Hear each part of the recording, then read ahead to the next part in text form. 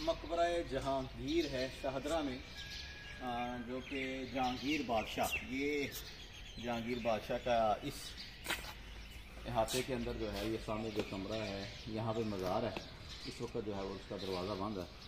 और उसके अलावा ये वसी और ईस जो बिल्डिंग है और ये इमारत है, ये सारा मैदान है, ये मकबरा जहांगीर शाहदरा में है। और ये बुलंद बाला मीनार और ये मीनाकारियाँ और ये मजबूत और बड़ी बड़ी दीवारें आज खस्ता हाली का शिकार हैं।